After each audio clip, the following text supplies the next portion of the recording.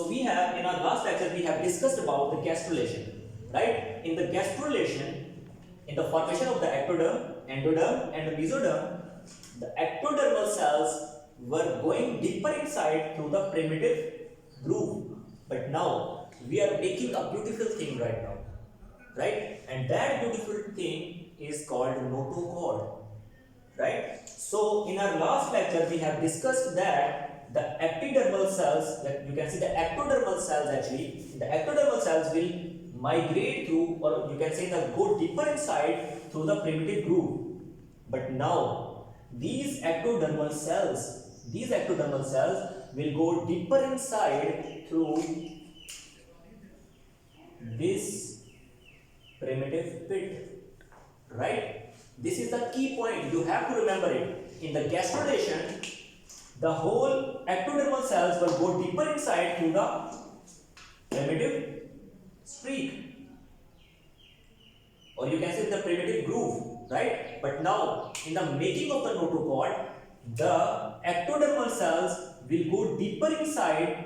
These arrows are representing that the ectodermal cells will go deeper inside through these primitive pit, right? So when the ectodermal cells will go deeper inside to the primitive pit, they will go deeper inside, and then they will move caudally or cephalically, right? So if you can see here, if you can come in this three-dimensional image, this is endoderm in the green marker, this is red marker is called mesoderm, and between these two mesoderm cells, the mesoderm is one, right? So between the mesoderm cells, or you can say that between the mesoderm layer, there is a structure, and this structure is called the notochord, and the notochord formation will occur.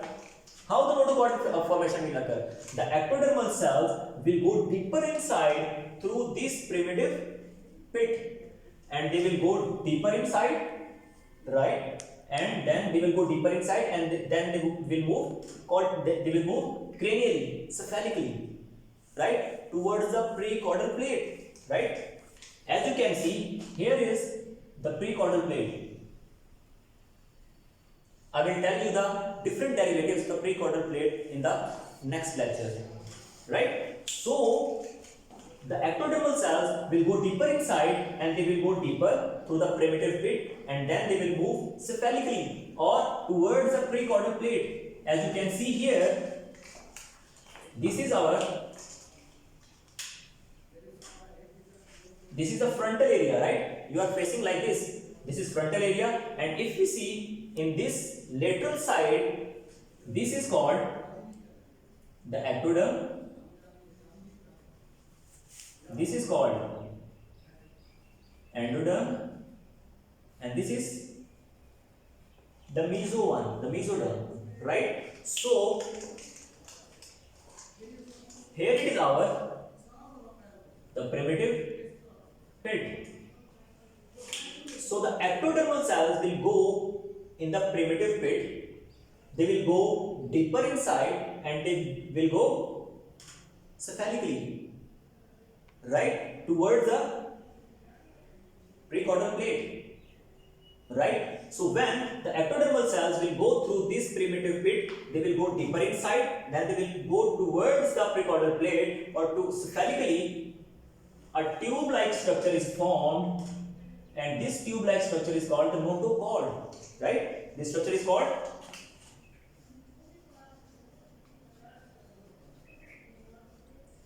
notochord, and this beautiful notochord is actually the reason of the neurulation.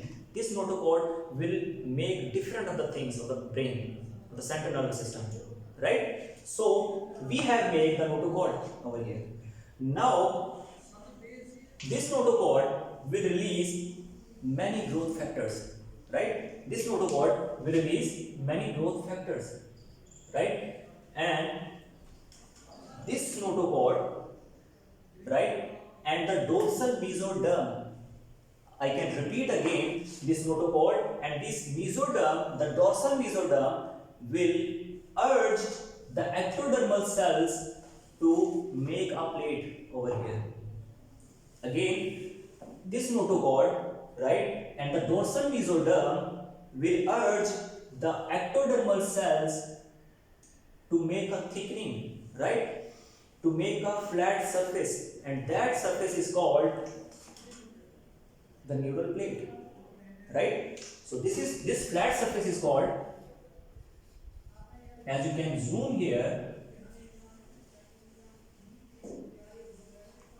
neural plate. So how the neural plate is formed? The notochord and the dorsal mesoderm will urge the ectodermal cells to make a thickening, to make a flat surface, to proliferate, right? So this notochord and the dorsal mesoderm will make the ectodermal cells to proliferate, and after the proliferation, a neural plate will occur over here like this.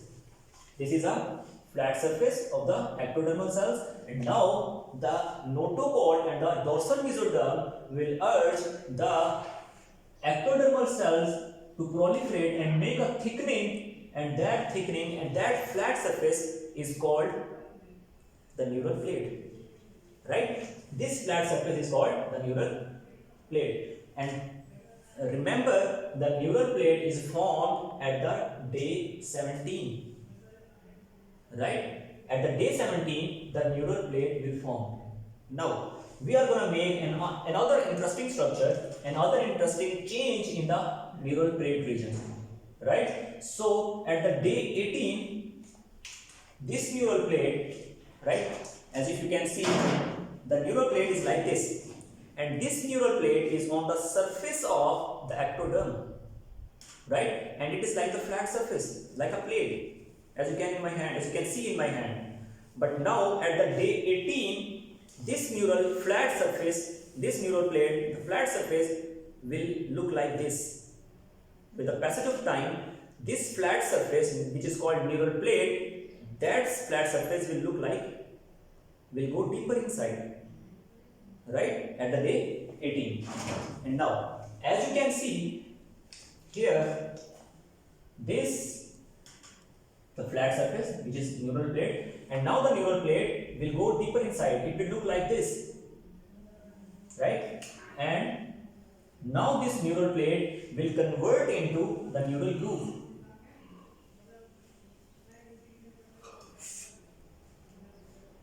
right?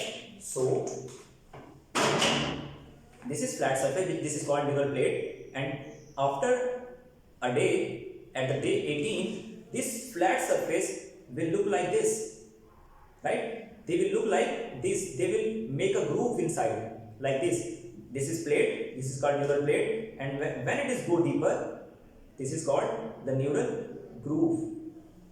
And the edges over here are not meet with each other. They are not look like this, they are like this, right? So neural plate will convert into the neural groove over here, and these areas, right, these areas are called the neural fold, right? So we have different terminologies over here. This is flat surface is called neural plate. When this neural plate will go in the folding, this is called neural groove. So you can see this is called a groove. This is like a groove. This is like a hole. So this is called, this groove area is called the neural groove.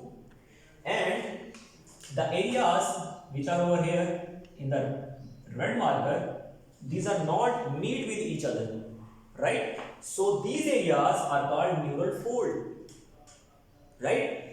Neural plate, a day later, this neural plate will convert into the neural groove. It will look like this, like a groove. And now the area which are separated from each other, these areas, these are called neural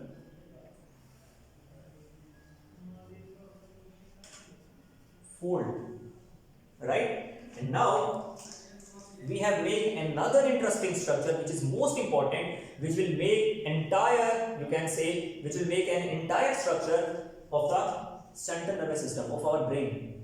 And that interesting structure is called the neural tube, right? We have made neural plate. The neural plate will convert into neural groove, right? And the separated area at the edges of the neural groove are called neural fold.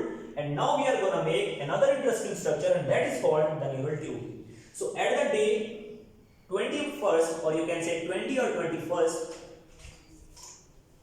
this area which are separated from each other, these separated area now will meet with each other, right? So we had a neural plate, and when the neural plate will go deeper inside, it will neural groove, and these separated area are called the neural fold. But now the whole surface is gonna meet with each other, and it will look like a tube, right? So the neural fold are gonna meet with each other, and when they will meet with each other, a tube-like structure will form, and this tube-like structure is called the neural tube. Finally,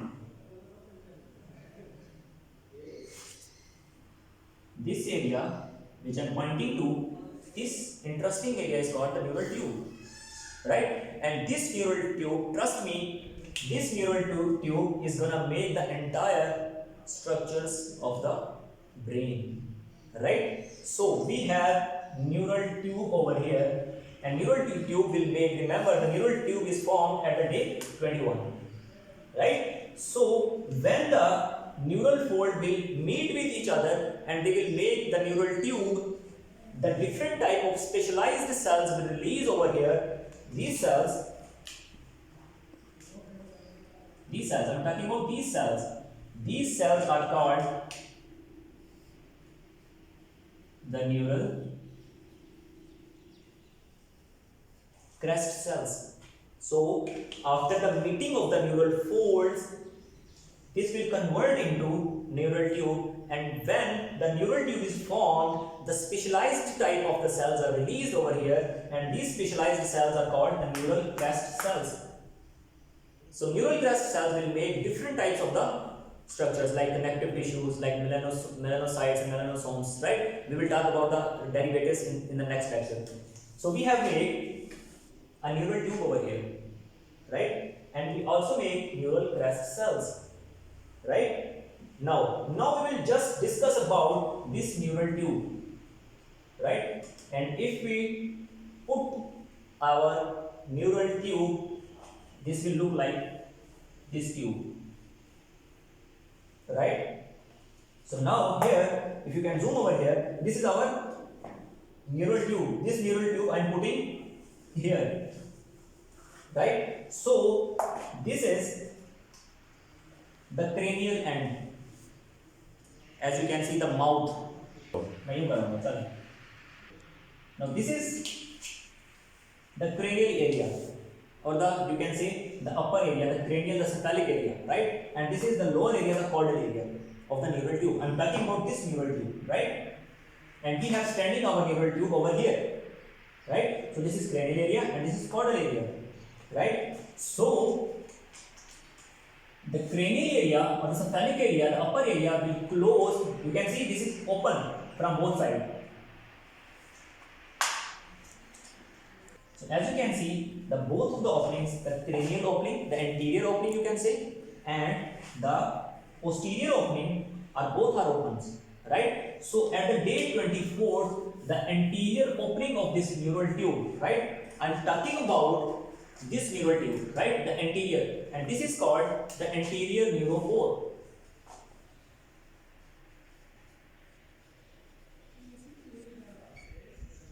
You can zoom over here.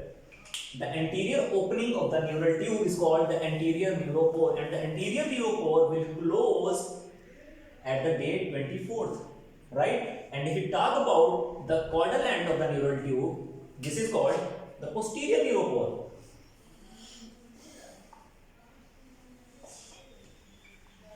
Right? This is called anterior neuropore, and the anterior neuropore will close at the day 24th. And if we talk about the posterior neuropore, this will close at the day 26th. Right? So we have closed our both anterior and posterior openings of our neural tube. Now we have this neural tube and we have closed anterior neuropore and closed posterior neuropore. But now this neural tube, as I told you earlier, that this single neural tube will make the entire brain, right? So now this neural tube, the upper portion of the neural tube will convert into different ventricles in different cephalons, right? So it will make three different cephalons, three different ventricles, right? The first ventricle is called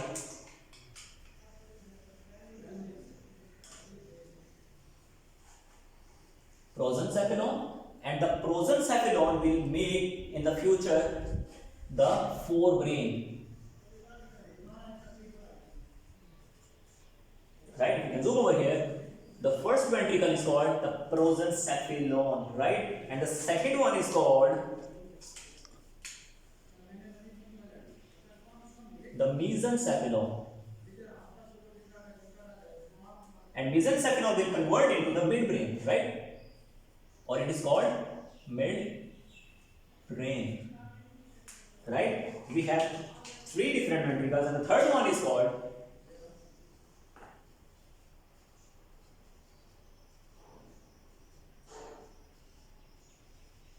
the rhombencephalon, right? And this will make hindbrain. So we have three different cephalons. Prosencephalon in the green, blue marker, in the green marker is called mesencephalon, and in the red marker is called rhombencephalon. Prosencephalon will make the forebrain, mesencephalon will make the midbrain, like brainstem and all, and the rhombencephalon will make the hindbrain, right? But different changes will occur in these areas. So if we talk about the prosencephalon, I am just talking about the prosencephalon, right? So the prosencephalon will make two different ventricles, right? If you come over here, if you can see, this prosencephalon is in the blue marker, and if we see in the blue region over here, the prosencephalon will make two different regions, two different ventricles, and this, the prosencephalon will invaginate through here, right? The prosencephalon will invaginate like this. As you can see, this is invaginated area, right? The pressed area, and this pressed area is called the telencephalon, right? So prosencephalon will convert into two different ventricles. The first ventricle is called telencephalon, T-E-L-E-N, right? And this is the most growing area. The telencephalon is the most growing area of the prosencephalon, right? So after that, this area which is not grow so much, this is called the diencephalon, right? And if we talk about the mesencephalon, which is in the green marker, thank God this will not grow further. This will remain the same, the mesencephalon. The mesencephalon will remain the mesencephalon, the midbrain, right? And if you talk about the reddish area, which is rhombencephalon, the rhombencephalon will convert into two different ventricles, right? The first ventricle is called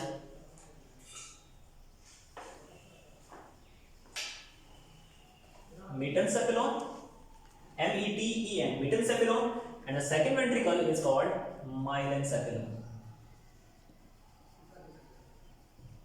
right? So we have prosencephalon, and we have two different ventricles of the prosencephalon in the blue marker, and if you can, the blue region over here, telencephalon and diencephalon, right? So mesencephalon will remain the same, it will not differentiate. And now if you talk about the rhombencephalon will differentiate into two different regions, and that is called two different ventricles, and that is called metencephalon and myelencephalon, right? So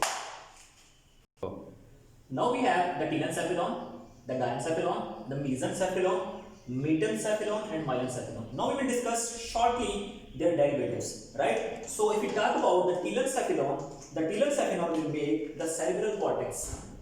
The telencephalon will make cerebral cortex, the wrinkled portion of the brain, right? These are called the cerebral cortex. This is part of the telencephalon. And if we talk about the diencephalon will make the anterior forebrain,